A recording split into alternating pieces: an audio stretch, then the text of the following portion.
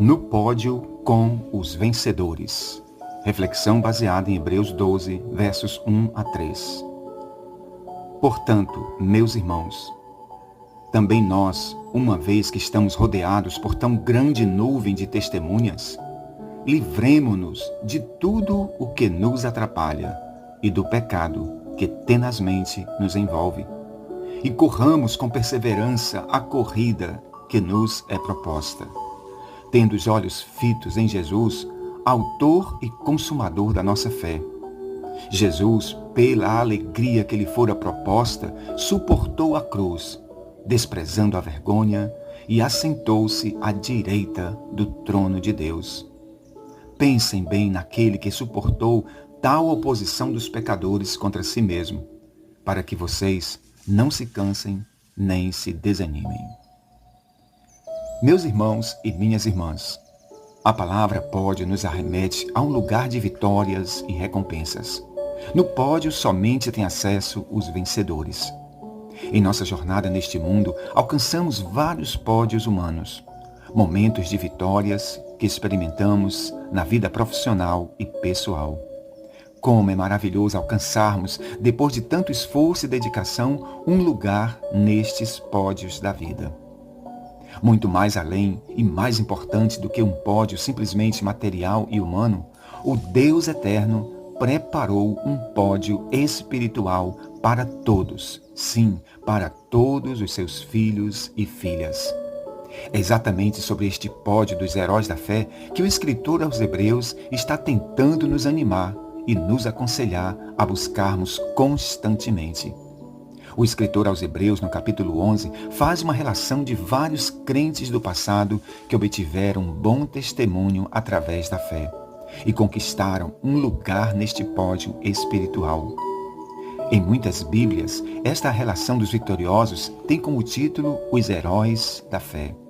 Portanto, para entendermos as palavras do capítulo 12, precisamos ter em mente esta relação dos vitoriosos, pois elas dão sequência ao que o escritor quer nos ensinar para sermos também vitoriosos e termos um lugar neste pódio espiritual.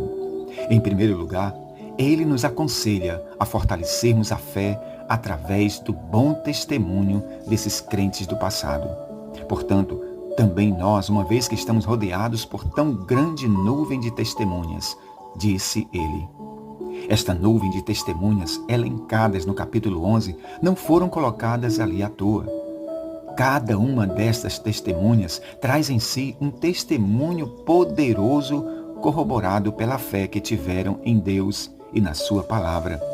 Estes homens e mulheres de Deus do passado são para nós hoje um grande e maravilhoso exemplo de como devemos também servir e adorar a Deus.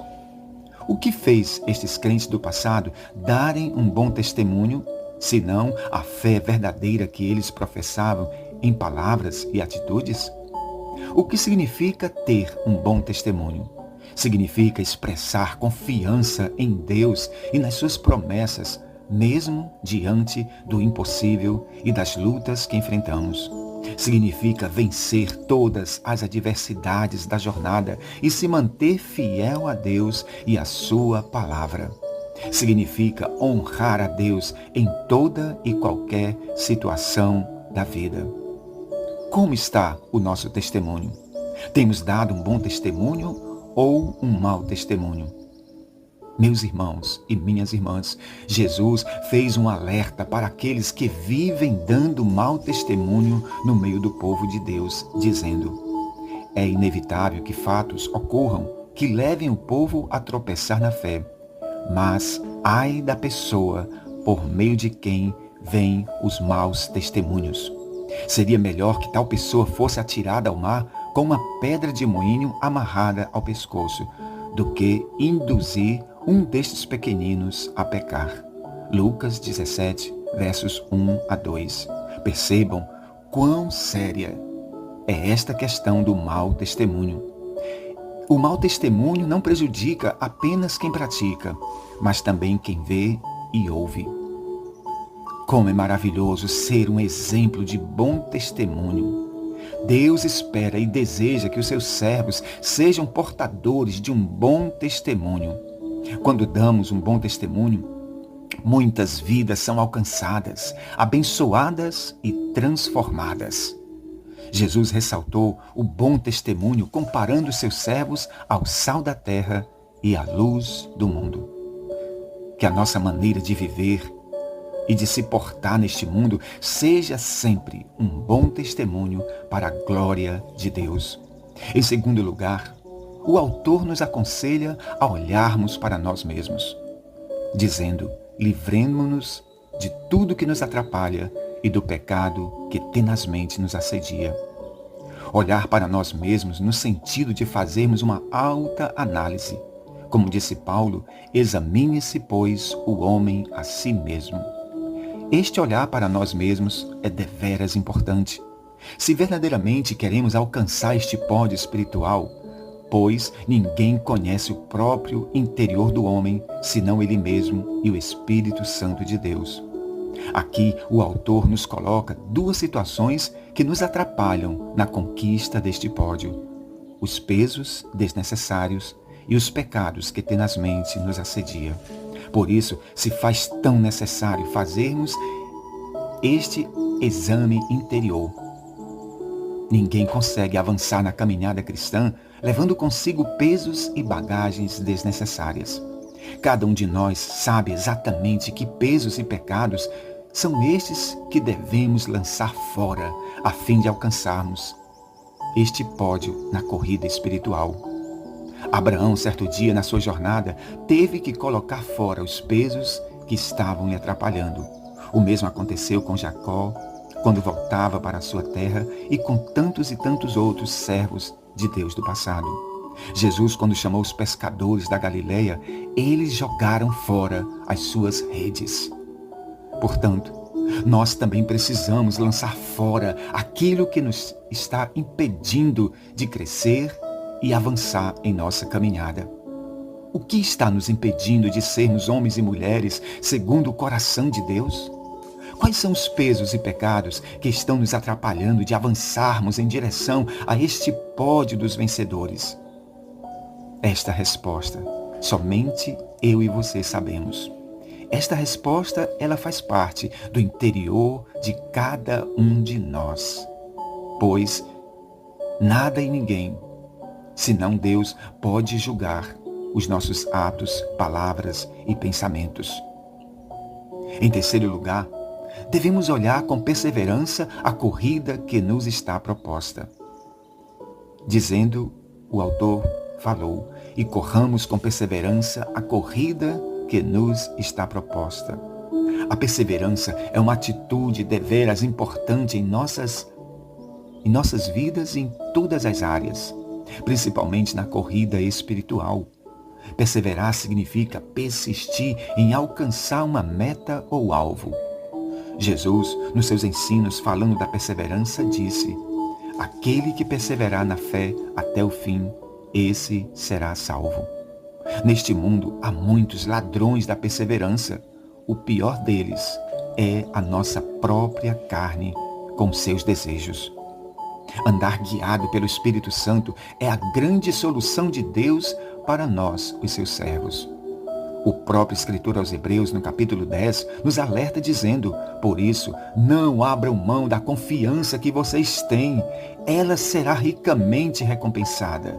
Vocês precisam perseverar, de modo que, quando tiverem feito a vontade de Deus, recebam o que Ele prometeu. Pois em breve, muito em breve, aquele que vem virá e não demorará.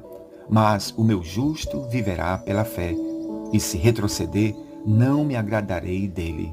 Hebreus 10, 35 a 38. Portanto, não permita que as distrações da caminhada tirem o seu foco deste pódio. Não aceite as propostas do diabo para pegar atalhos ou caminhos largos e sem espinhos. Jesus, o nosso maior modelo, não disse que seria fácil. Contudo, vale a pena sofrer por amor a Cristo. Que, à semelhança de Paulo, possamos lutar um bom combate, encerrar nossa carreira e guardarmos a fé, pois certamente o que nos aguarda na eternidade não pode ser comparada com as aflições do tempo presente. Por fim, em quarto lugar, o autor adverte os seus ouvintes a olharem firmemente para Cristo, tendo os olhos fitos em Jesus, o autor e consumador da nossa fé. Ah, meus irmãos e minhas irmãs, como é importante este olhar! Sem ele, os demais não funcionam e não dão frutos ou resultados. Olhar para Jesus significa seguir os seus passos e exemplos de servo de Deus neste mundo. Infelizmente, tem muitos olhando para os homens falhos, homens que decepcionam e dão um mau testemunho. Portanto, os nossos olhos devem estar fixos em Jesus, o autor e consumador da nossa fé. Quando Pedro pediu para andar sobre as águas, Jesus prontamente disse: "Vem!" Contudo, naquele relato vemos que Pedro desviou seu olhar para as ondas e para as tempestades. O que aconteceu quando ele desviou seu olhar de Jesus? Simplesmente, ele afundou. O mesmo está acontecendo com muitos na caminhada cristã hoje. Tem muitos afundando e se perdendo porque não estão olhando para Jesus, mas estão olhando para homens falhos e que decepcionam. Jamais deixe a presença de Deus e de Jesus por causa dos homens. Pessoas passam, mas o nosso Deus e Senhor são eternos. Jesus conquistou o pódio espiritual na glória, com muito sacrifício, dor, renúncias e lutas. Esta mesma realidade não é diferente para nós. Como ele mesmo disse, no mundo tereis aflições, mas tende bom ânimo, eu venci o mundo. Aleluias. Portanto, meus irmãos e minhas irmãs, vimos nesta reflexão 4 olhares ou atitudes que nos garantem um lugar neste pódio espiritual. Olhar para os bons testemunhos de fé, olhar para nós mesmos no sentido de fazermos uma autoanálise, olharmos para a corrida espiritual na qual estamos envolvidos e, por último, olhar para Jesus, o autor e consumador da nossa fé. Quanto ao mais, que sejamos sempre firmes nesta corrida espiritual, dando sempre um bom testemunho de fé.